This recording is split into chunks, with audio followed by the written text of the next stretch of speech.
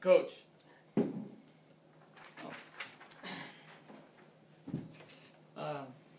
Good morning, everybody. It's Tuesday morning after an exciting week 2. A lot of teams won that weren't expected to win. A lot of teams lost that weren't expected to lose.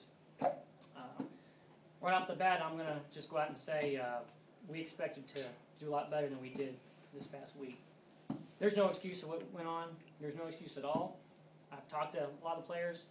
Aaron Rodgers is pretty solid. I've talked to Aaron. He's frustrated with himself, but he kind of just know that he's the leader of the team. He kind of took charge in the locker room, and he hopes to have a better performance. And I think he will have a better performance next week. Of course, you got a running game, new addition, Alfred Morris. He did mediocre, and as he knows, as well as half this team does know, such as our kicker, we don't deal with mediocre on this team. If it's not above mediocreness, you get cut. Bottom line. And that's just the bottom thing to put it. I'm not like Andy Reid. I don't like average players.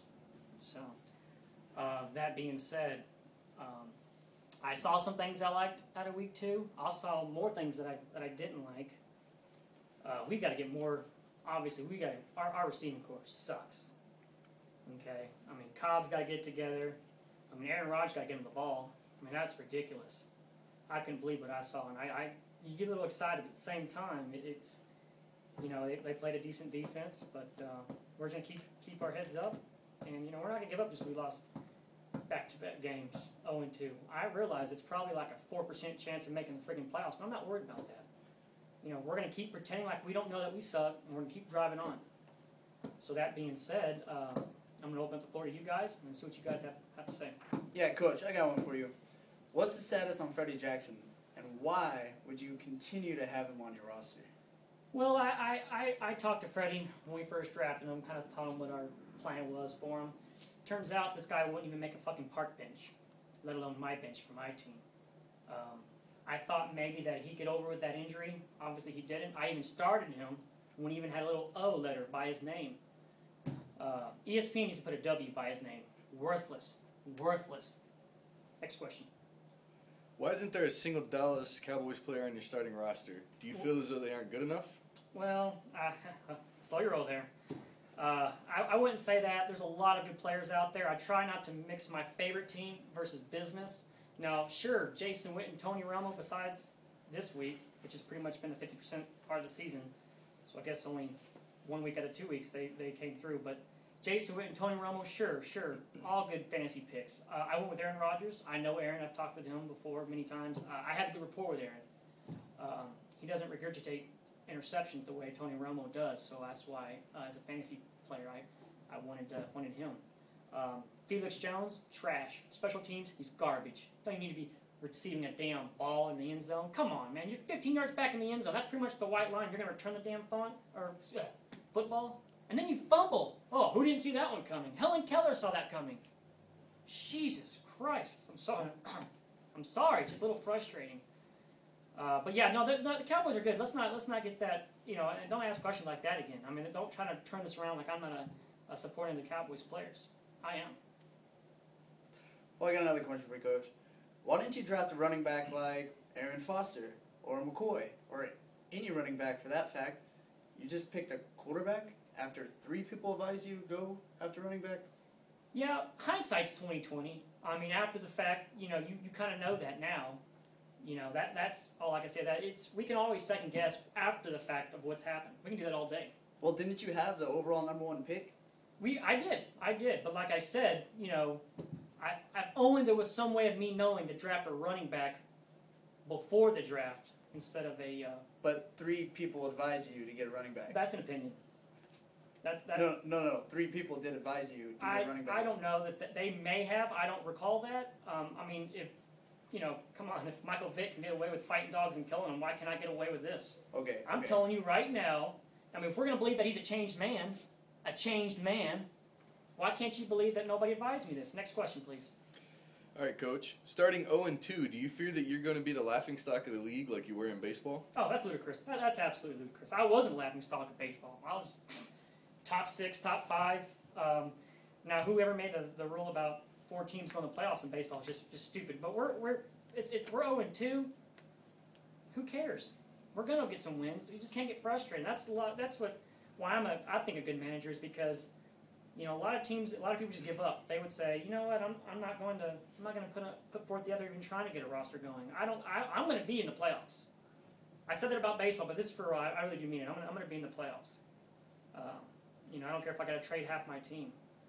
Bottom line, what's going to happen is I'm going to the playoffs. I'm going to win this next game. So, next question. Going back to the running back situation, are you ever going to acknowledge that you're weak in that department, or are you just going to keep pretending like it doesn't exist? Well, it does exist, but you also got to look at who's out there. I mean, everybody wants to hog up the damn good running backs on the waiver wire. We got this stupid thing with the waiver order, and if you've used it, then you got to go back to the line. But I got a good feeling that losing this game and going 0-2, I should be at the top of that waiver order. So I'm gonna probably pick up a good running back. Now, who that is, I'm not gonna just say it. I've been in contact with some agents, and we've done some talking, threw some stuff on the table. They threw it right back. They thought it was garbage. Got it out, and told me not to even ever come at them with another offer again. So we know it's there. We know it's there. But just trying to elaborate a little bit on the running back, I thought that I thought last week we heard, come on, I had pretty much 1 point out of 2 running backs. This week, excuse me, I had about 6-7 points out of Alfred Morris and about 8-9 points from Jonathan Stewart.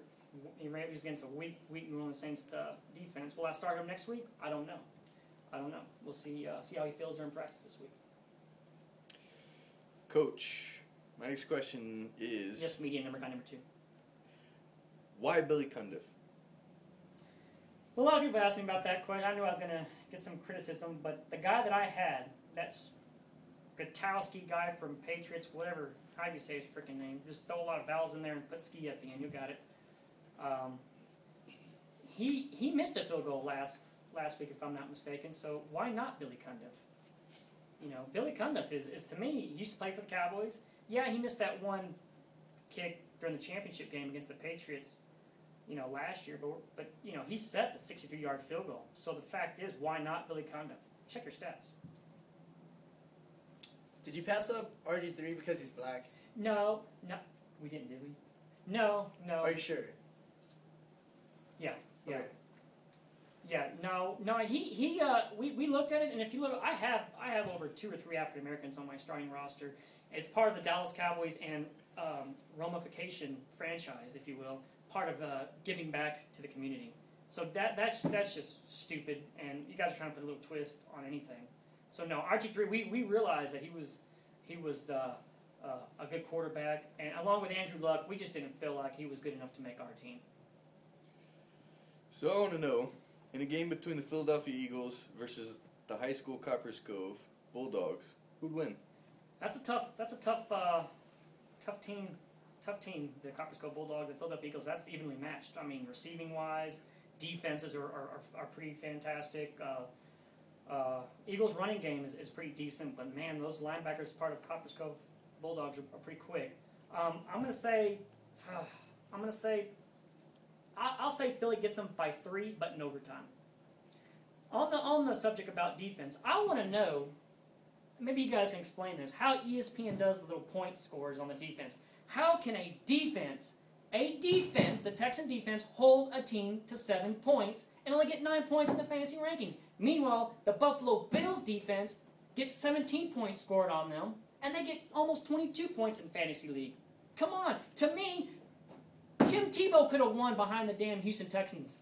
They only gave up 7 points, and to me, if Tim Tebow can win behind your defense should get automatic 20 points. Tim Tebow going on your team, defense gets automatic 20 points. Am I right? I mean, the guy Ali. I mean, don't get me wrong, the guy would be a great shortstop with all the ground balls he throws, but shit, I'm just trying to, can you guys make sense of that? I mean, 7 points, come on, man. I understand the turnovers and all that crap, but you're telling me a defense that gives up 17 points is more valuable than a defense that gives up 7 points? Get out of here. Get the trash out of here. Get the trash out of there. Get out of here. What's up? Next question. Next year, are you actually going to have a plan, or is it going to be another random pick of all of your players? Oh, excuse me, I tried to fill that question while I was drinking. Well, I had a plan this year. Wasn't planning on, and the plan was I wasn't planning on them getting hurt in week 1. Whoops. I thought I can ask a few of my buddies. Every time I ask one of my buddies, for fantasy help, it's always fuck off, or you should read a book, or why don't you subscribe to the ESPN the magazine. I don't get any support from anybody, so I'm pretty much having a weekend in this league. Not really a big fan, but wrapping things up. I feel that this will be the last time I'm here. You guys won't be seeing me, so go ahead and get used to it of me not being here, and we're not gonna be here next week. We're not gonna be here next week. See you next week, Coach. All right. Yeah.